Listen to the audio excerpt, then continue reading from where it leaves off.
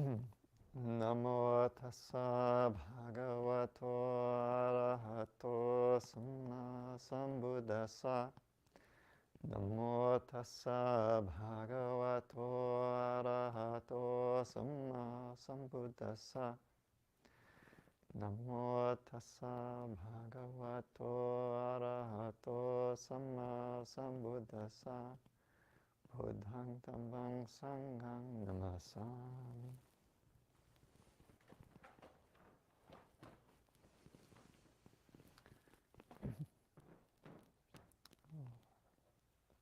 I want to thank the very gracious hosts and co-habits, Venerable Bhante Siddhaso and Venerable Aya Soma. And also it's been this is the first time we met Venerable Siddhina. Aya Siddhina.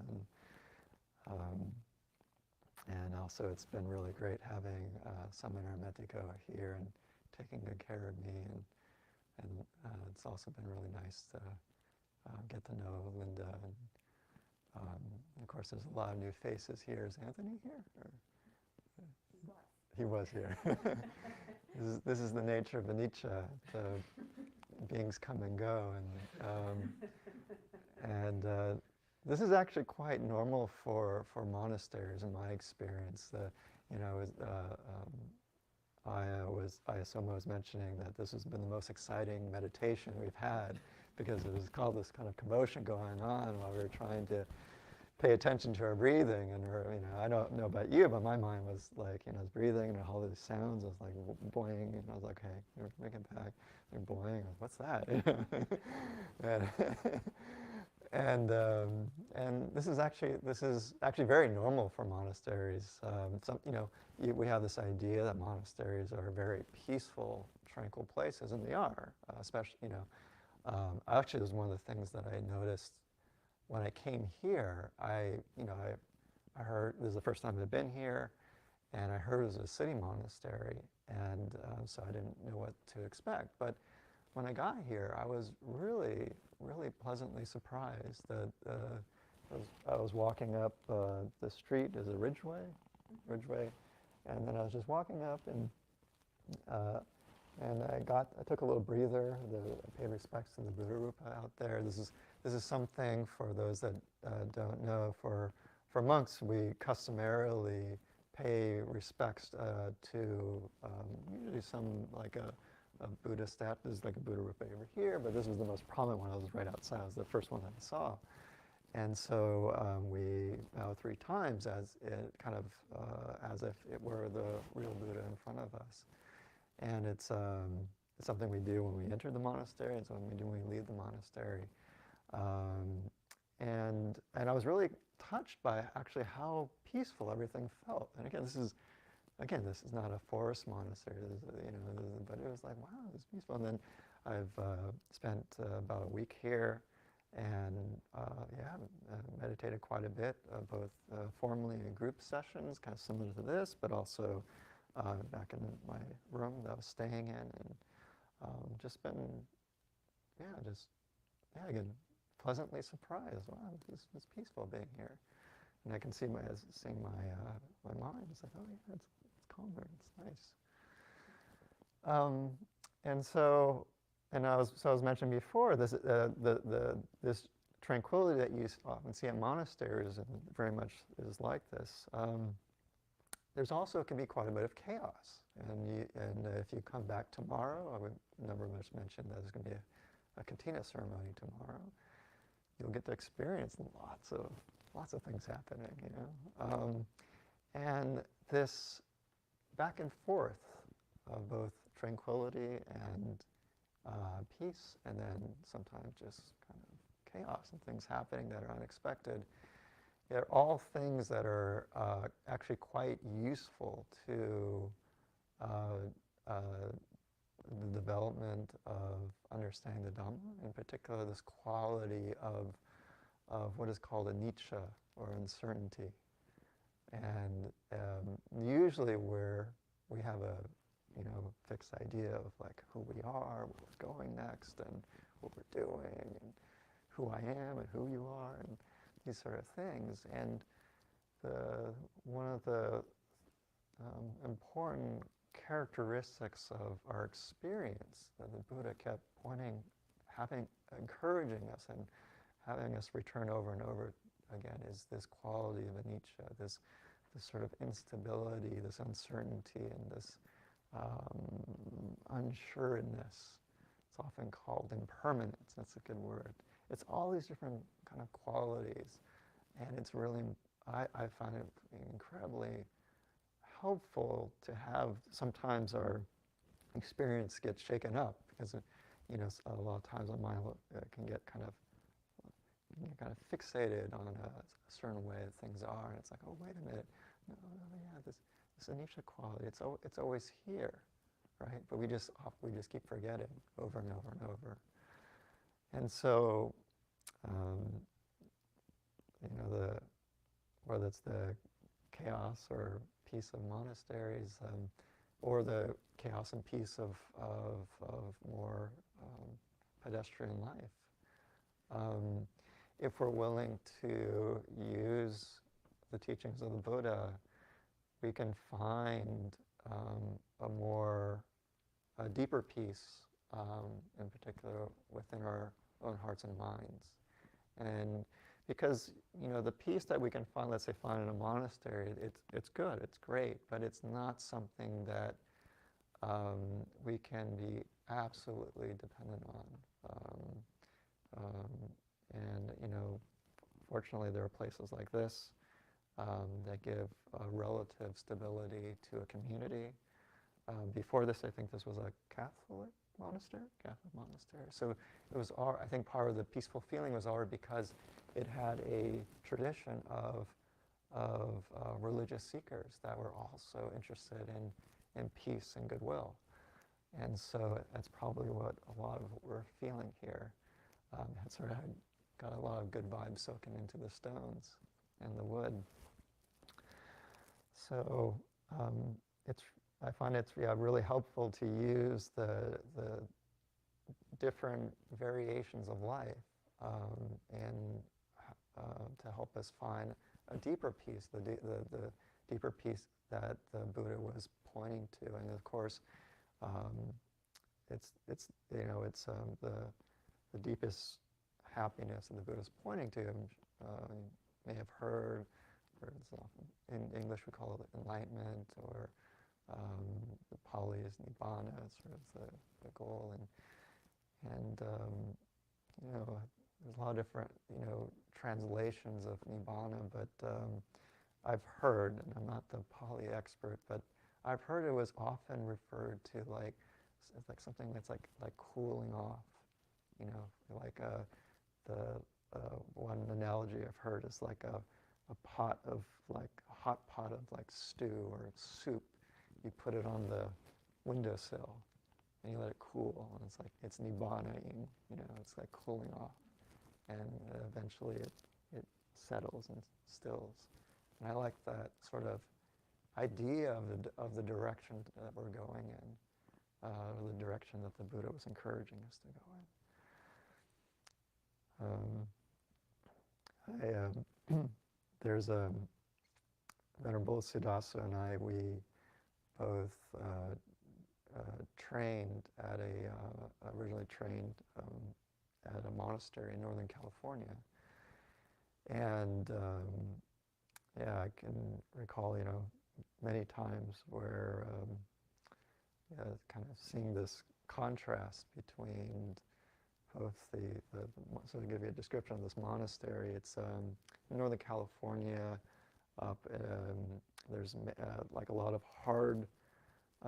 hardwoods, like madrones and manzanitas are very, very kind of tightly wound trees that they grow in very little water.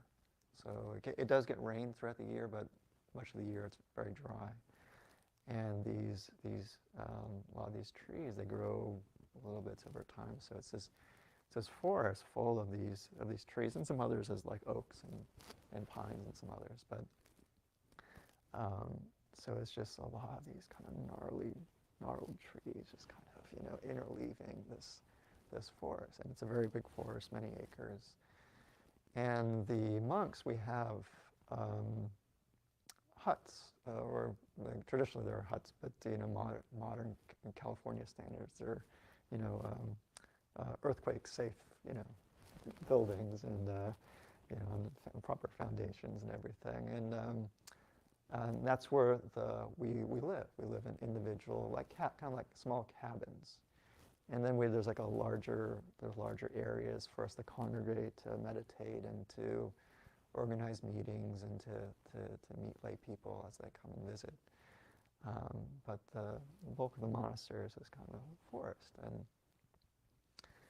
and usually because the monastery is just to put a name on this, is for those that are curious, it's called the Vaigiri monastery, and it's pretty far north of and far away from many of the major population centers. I think it's about 3 hours away from San Francisco.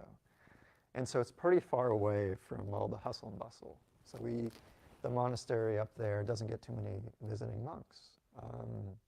And so, but occasionally we do. There's occasional monk that visits, and or a group of lay people that visit. And of course, sometimes, like as a junior monk, we don't grow up. At least I didn't. I didn't grow up in a Buddhist culture, so didn't really know what to expect when people would show up for the first time. And sometimes, you'd just be down in the sort of what's kind of the main entrance area. Everybody would already have left for the afternoon, and you'd just be there. Maybe there'd be one other monk or layperson around. And all of a sudden, a whole bunch of people show up, right? Like a bus full of tourists, or something, tourists, and they're, taking pictures, and of course, as a junior, you're I guess, one thing you could do is you can hide somewhere, but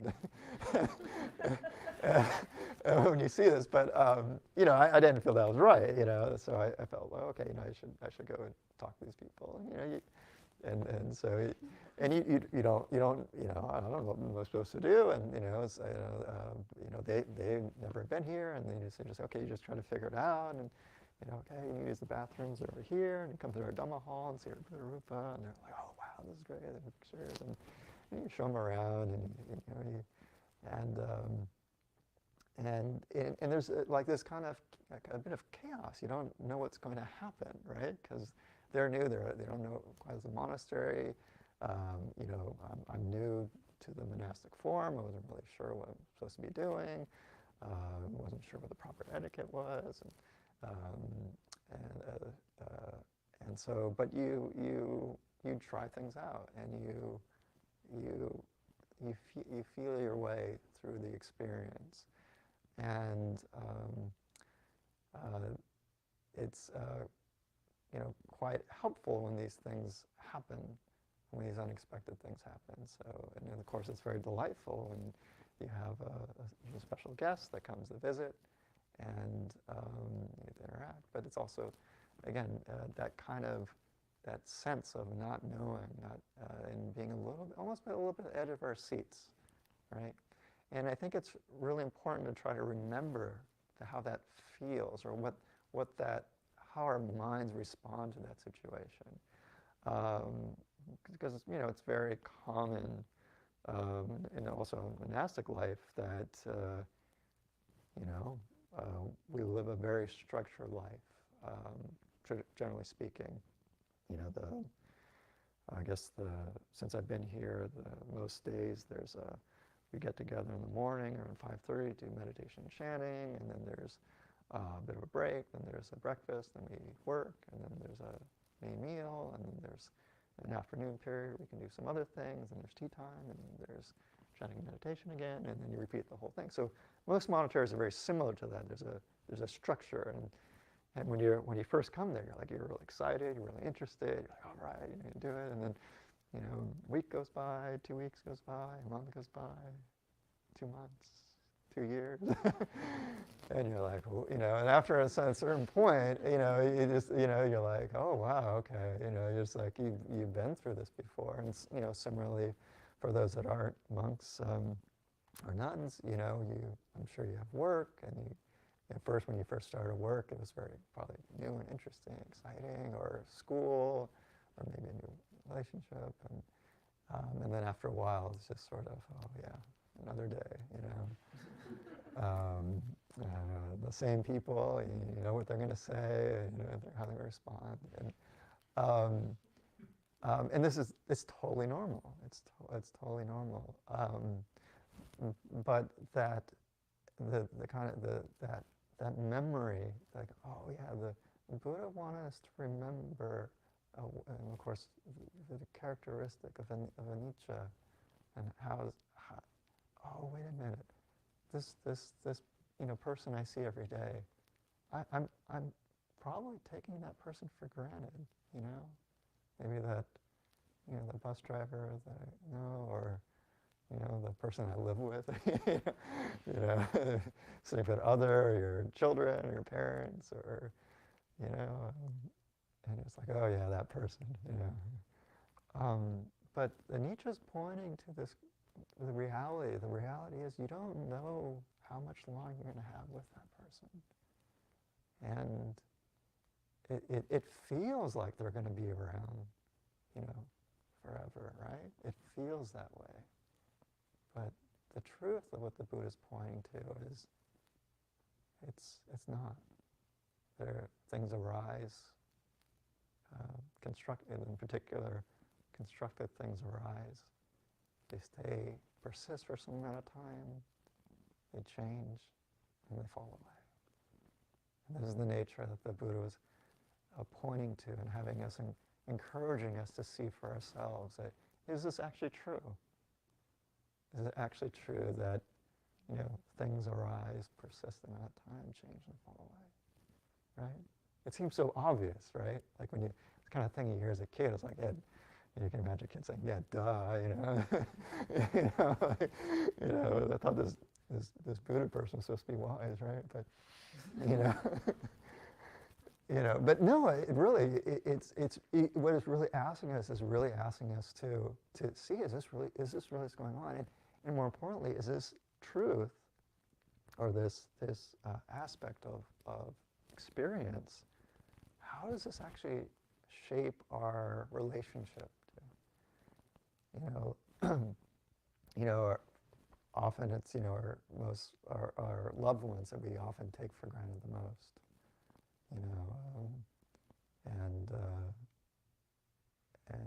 it's, this truth is like, oh yeah, my mother, is she going to be around? No, she's not. Is my partner going to be around forever? No, they're not. My children, friends. And so this is an incredibly important thing for us to keep coming back to and keep seeing, is this, oh, wait. And, for myself, one of the things I've noticed is that when my heart is more attuned to this quality that, oh, this person is going to be around forever, or this thing is going to be around forever, or this might be, the last glass of water I have, the last phone they're recording me, or, this is the first Dhamma talk, last Dhamma talk, cohabits are like, all right, that's it, no more, and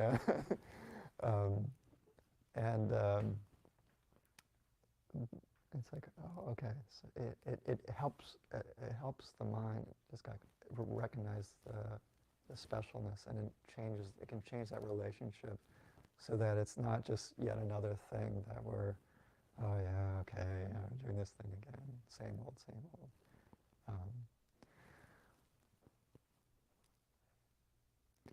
The other two really important characteristics of the Buddha wanted us to investigate and to see from our experience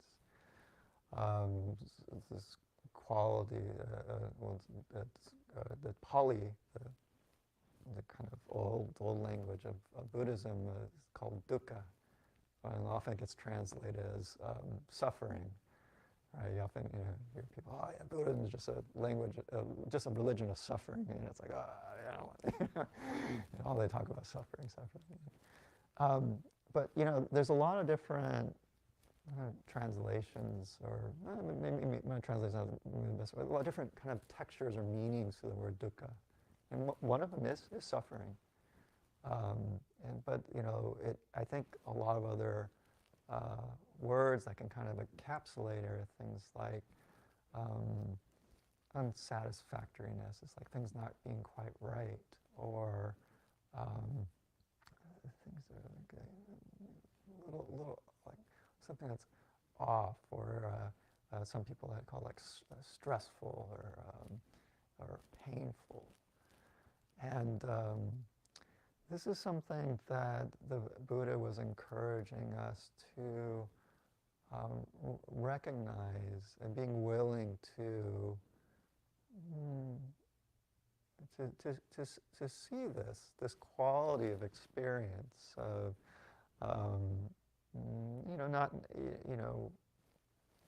not necessarily to just sort of go, oh, yeah, everything's horrible, life sucks, and just end it all.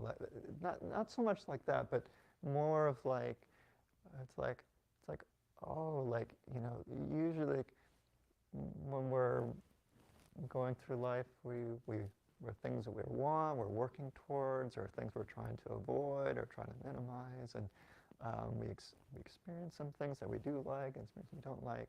And it's usually easy to externalize those experiences. The reason why I'm happy because I got the thing I want. I've always wanted. I was really looking forward to this, great ice cream place. As a monk, we can't do that anymore. I want to go to the ice cream place, but I'm just trying to.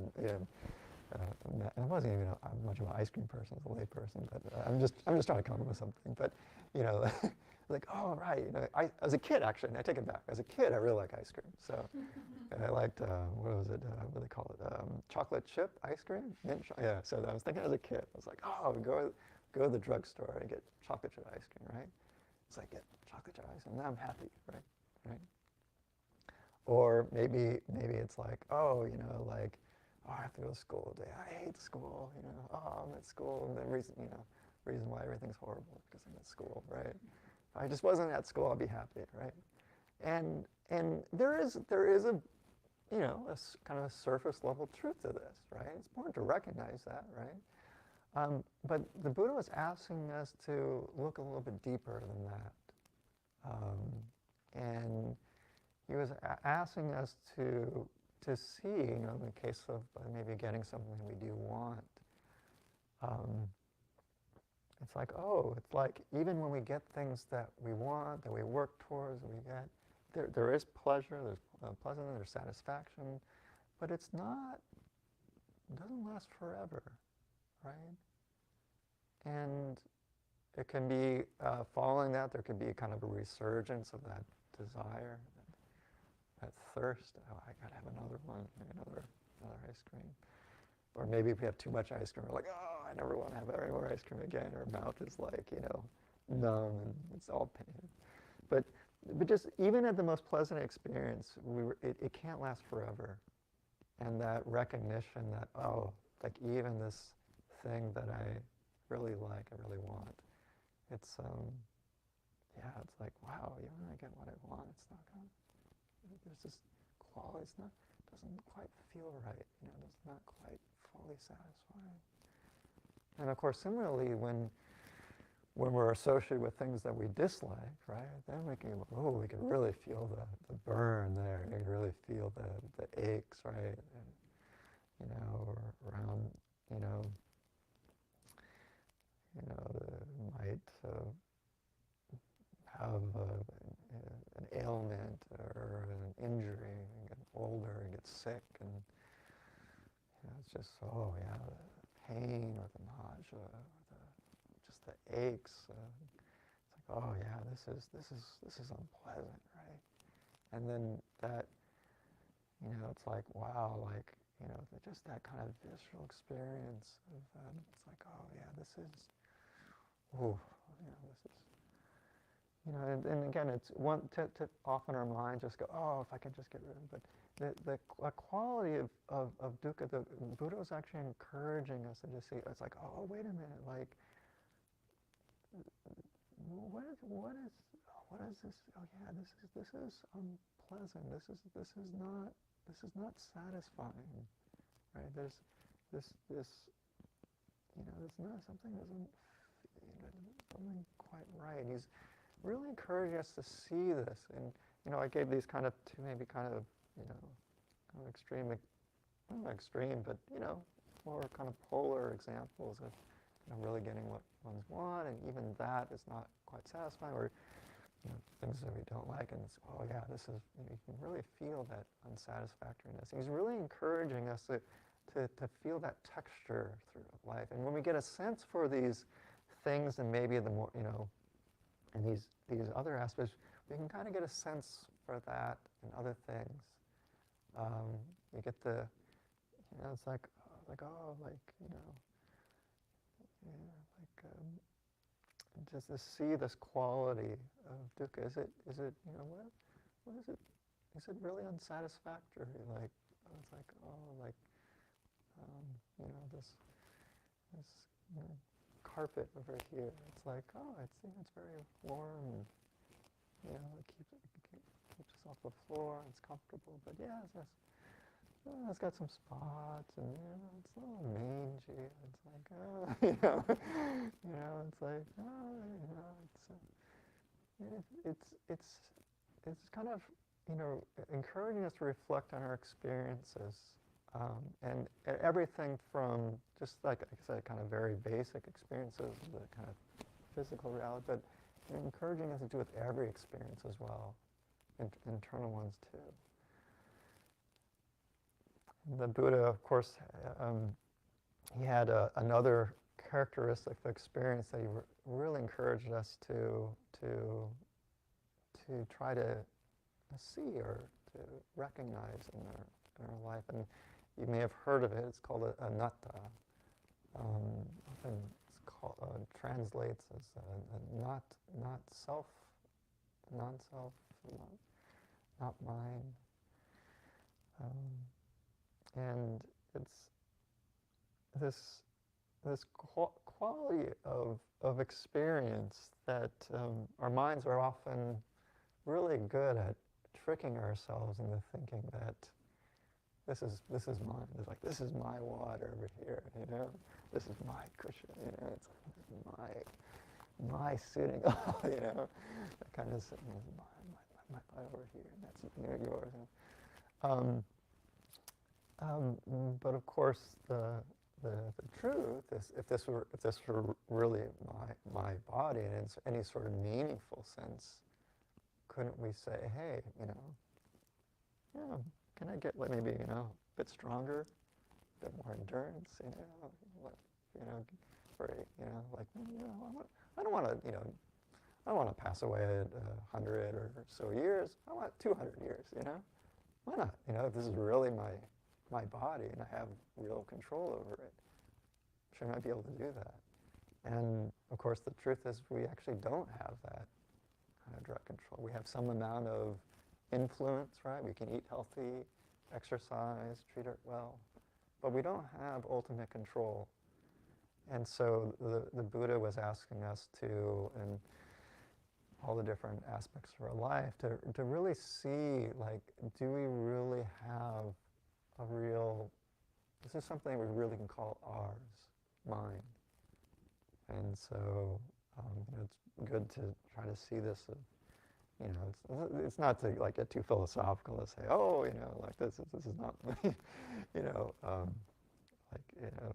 it's not so much like a mind game. It's actually just to be very basic, just like, oh, like, yeah, is this really something I can say that this is mine in any sort of real kind of permanent sense?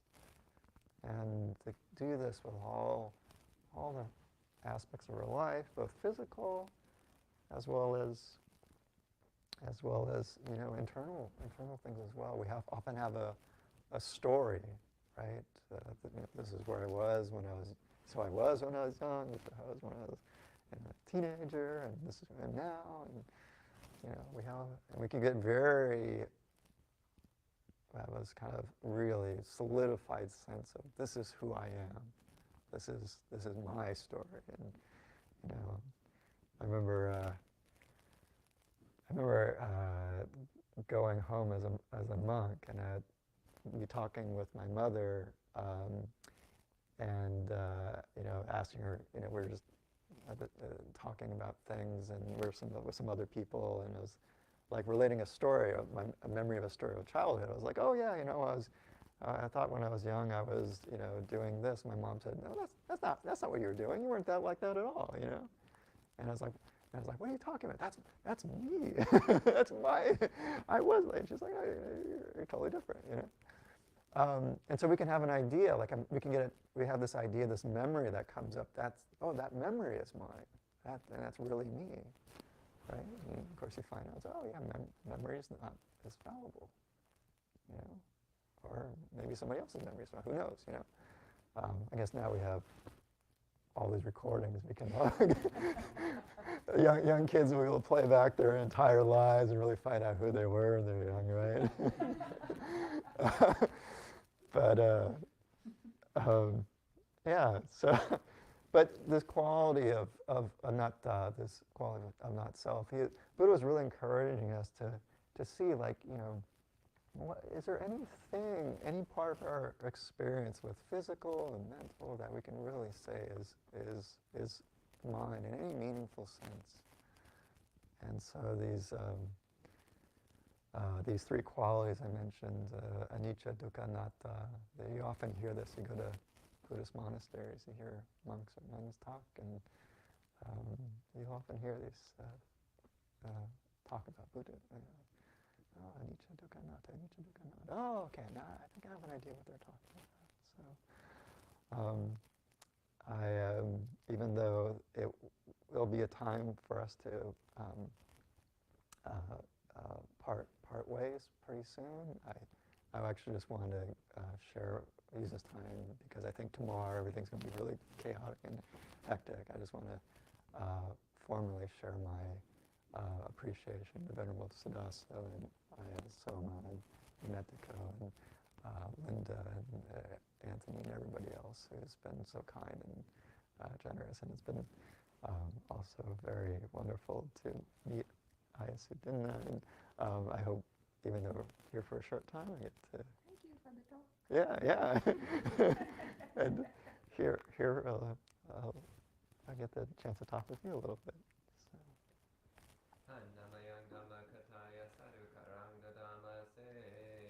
Sadhu, sadhu, sadhu,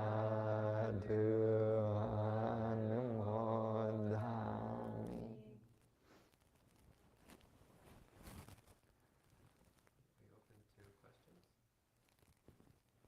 I'm willing to field questions and try my best with answers. Yes. If you have any questions, you want to ask Venerable Jagaro, see what he says.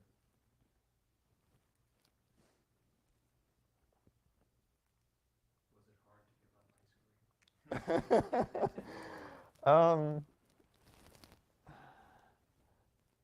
I assume you mean as a monk. I'm not sure how much I actually thought about ice cream.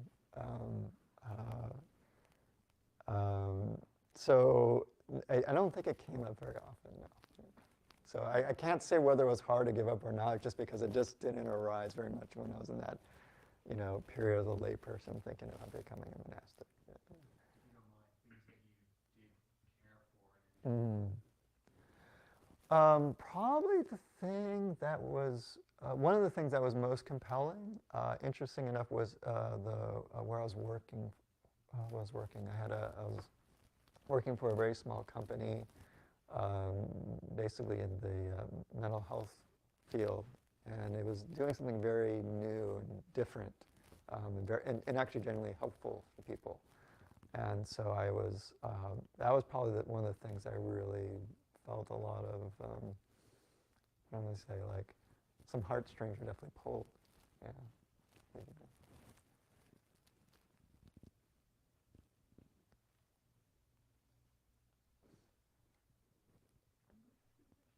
And you mentioned before that you were encouraged to look at your work as your Dhamma. Mm-hmm. Could you explain a bit more? I believe you mentioned to see, or could you explain? Sure. How you approach?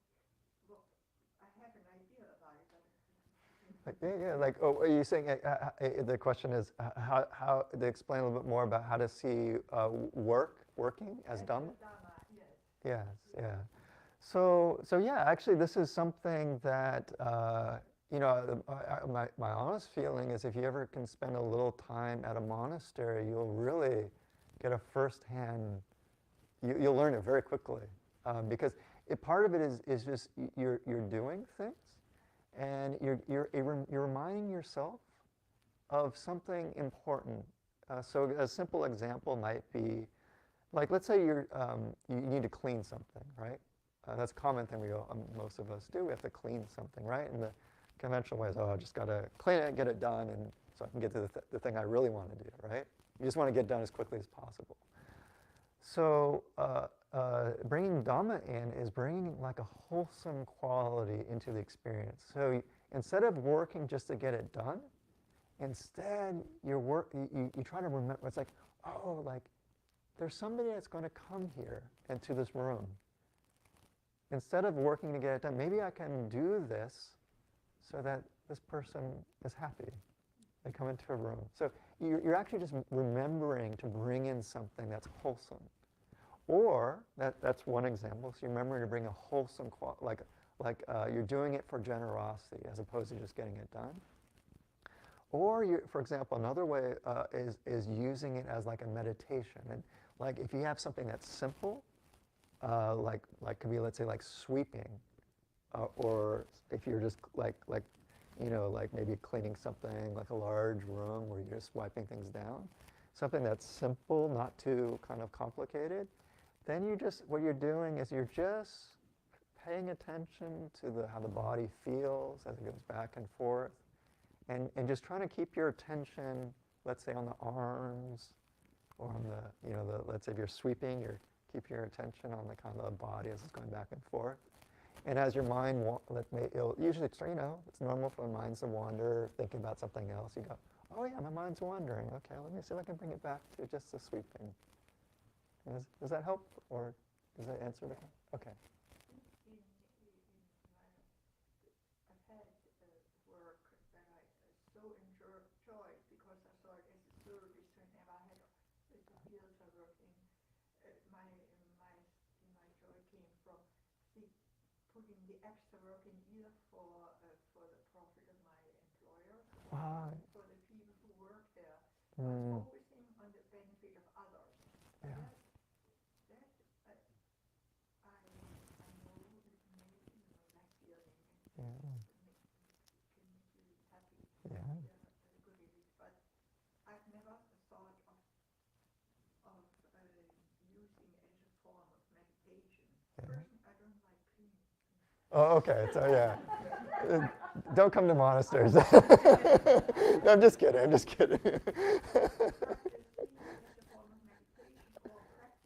Yeah. Yeah.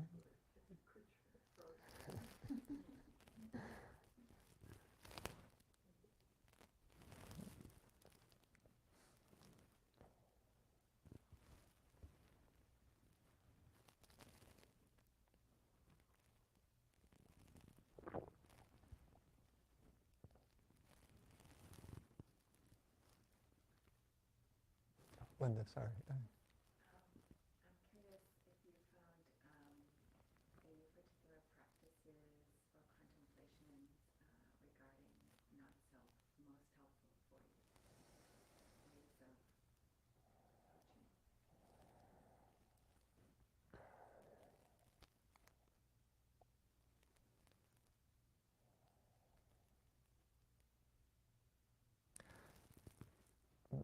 Probably, and this is just from my experience. Did everybody hear the question, by the way?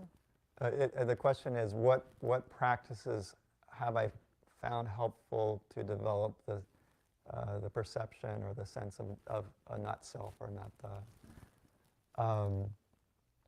I would say for me, what seems to has helped the most, and like not in any sort of like deeper refined sense, but just like starting to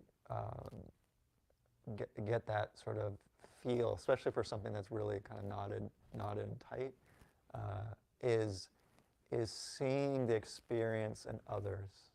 So as a simple example might be, there was a period of my life when I was younger, for example, that I remember feeling quite lonely, and there was a time where I would spend traveling in instead of riding in a car, I would be using like the subway system or buses. And I remember looking at other people and realizing, oh, there's probably a lot of other people that are probably feeling lonely too. So that sense of just that initial sense of like, oh, this is not just, my feeling. Well, this is just loneliness. This is a common experience. And then, so I think that's often what I've often experienced, like as a way of kind of like almost like breaking the ice, or like kind of something that's really hard, right? Kind of encrusted. And then I would, definitely I would say in a more kind of refined sense, meditation. As the mind gets sort of calmer and clear, it things, experiences, the ephemerality seems to become much more apparent. And so hope that helps a little. Yeah. Mm-hmm. If nothing is permanent, what am I working towards? Very good question. So the Buddha was, one of the things that the Buddha was pointing to around anicca was that it was constructed things. I think sankhara was the word that he used. And so constructed things have this nature, sometimes it's called compounded things, or things that are put together. These things that are put together have a nature to fall apart. And so the Buddha was encouraging us to find a happiness that isn't constructed. And so he was saying that this path is worth doing because a human can find this incredibly deep happiness that's not dependent on constructed things.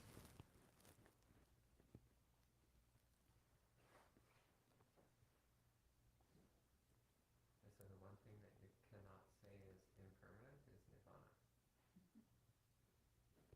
Everything else is impermanent, but nirvana you can't say that it's impermanent. So there actually is something you can find that is not impermanent. But it's not what you think it is.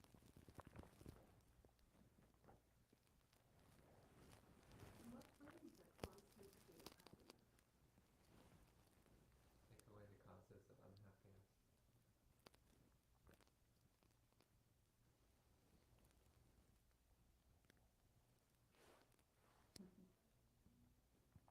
And it's coming up on 7:30.